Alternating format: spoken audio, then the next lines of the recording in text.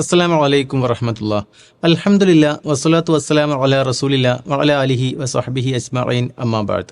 അള്ളാഹുവിന് ഏറ്റവും ഇഷ്ടപ്പെട്ടതും ഏറ്റവും തൃപ്തികരവുമായ പ്രവർത്തനങ്ങൾ വഴി അവനിലേക്ക് അടുക്കുവാൻ ശ്രമിക്കേണ്ടവരാണ് വിശ്വാസികൾ. കാരണം ഒരു വിശ്വാസിയുടെ ജീവിതത്തിൻ്റെ പരമമായ ലക്ഷ്യമെന്നത് അള്ളാഹുവിൻ്റെ തൃപ്തിയാണ്. ആ തൃപ്തി കരസ്ഥമാക്കുകയും അതുവഴി നരകമോചനവും പാപമോചനവും സാധ്യമാവുകയും സ്വർഗപ്രവേശനം നേടിയെടുക്കുകയും ചെയ്യുവാനാണ് ഒരു വിശ്വാസി പരിശ്രമിക്കേണ്ടത്. ഈ ഒരു സ്വർഗപ്രവേശനത്തിൻ്റെ മാർഗമാവട്ടെ പരിശുദ്ധ ഖുർആൻ ഖണ്ഡിതമായി പ്രഖ്യാപിച്ച അല്ലെങ്കിൽ പ്രസ്താവിച്ച പഠിപ്പിച്ച രൂപത്തിലായിരിക്കുകയും വേണം. വമൻ അറാദൽ ആഖിറത വസഅ ലഹാ സഅയഹാ വഹുവ മുഅ്മിൻ. ആരെങ്കിലും പരലോക വിജയം ആഗ്രഹിക്കുകയും അതിനു വേണ്ട പ്രവർത്തനങ്ങളിൽ ഏർപ്പെടുകയും ചെയ്താൽ എന്നാണ് ഖുർആൻ പ്രഖ്യാപിച്ചത്. അപ്പോൾ പരലോകത്തിന് വേണ്ട പ്രവർത്തനങ്ങൾ എന്തൊക്കെയാണെന്ന് ഓരോ വ്യക്തിയും സ്വയം തീരുമാനിക്കുകയല്ല, മറിച്ച് അള്ളാഹുവും റസൂലും എന്താണോ പഠിപ്പിച്ചത് അത് ആ രൂപത്തിൽ തന്നെ അനുഷ്ഠിക്കുകയാണ് വേണ്ടത് എന്ന് സാരം. ഇവിടെ പലപ്പോഴും ഉണ്ടാകാറുള്ള ഒരു തെറ്റിദ്ധാരണ വലിയ രൂപത്തിലുള്ള ഏതെങ്കിലും അമലുകൾ ചെയ്തെങ്കിൽ മാത്രമേ സ്വർഗത്തിൽ പ്രവേശനം നേടാൻ സാധിക്കുകയുള്ളൂ എന്നതാണ്.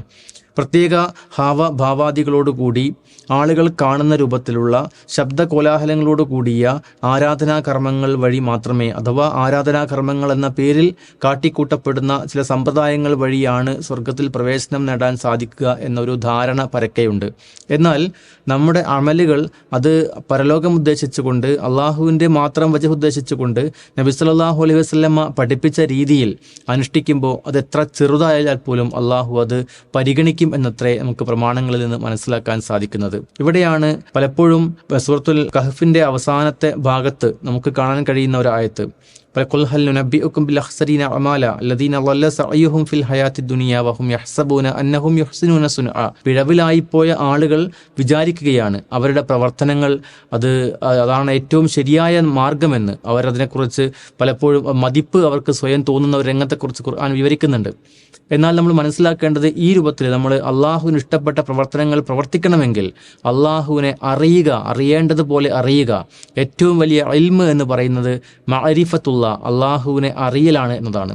അള്ളാഹുവിനെ കൃത്യമായി അറിയേണ്ടതുപോലെ അറിഞ്ഞെങ്കിൽ മാത്രമേ അള്ളാഹുവിന് ഇഷ്ടപ്പെട്ട പ്രവർത്തനങ്ങൾ ചെയ്യുവാനും അവൻ്റെ പ്രീതി സമ്പാദിക്കുവാനുമുള്ള ആഗ്രഹം നമ്മുടെ മനസ്സിൽ ഉണ്ടാവുകയുള്ളൂ. മാ ഖദറുല്ലാഹ ഹഖ ഖദരിഹി. അവർ അള്ളാഹുവിനെ കണക്കാക്കേണ്ട പ്രകാരം കണക്കാക്കിയില്ല എന്ന് പരിശുദ്ധ ഖുർആൻ ആക്ഷേപിച്ച ജനവിഭാഗങ്ങളുണ്ട്. അവയിൽപ്പെടാതെ അള്ളാഹുവിനെ കുറിച്ചുള്ള കൃത്യമായ ധാരണകൾ, പ്രമാണബദ്ധമായ ധാരണകൾ മനസ്സിൽ ഉറപ്പിച്ചുകൊണ്ട് അവൻ്റെ പ്രീതി നേടിയെടുക്കുക എന്നതാവണം ഒരു വിശ്വാസിയുടെ പരമമായ ലക്ഷ്യം. ആ ലക്ഷ്യത്തിൽ എത്തിച്ചേരുവാൻ അല്ലാഹു നമുക്ക് എല്ലാവർക്കും പ്രദാനം ചെയ്യുമാറാവട്ടെ.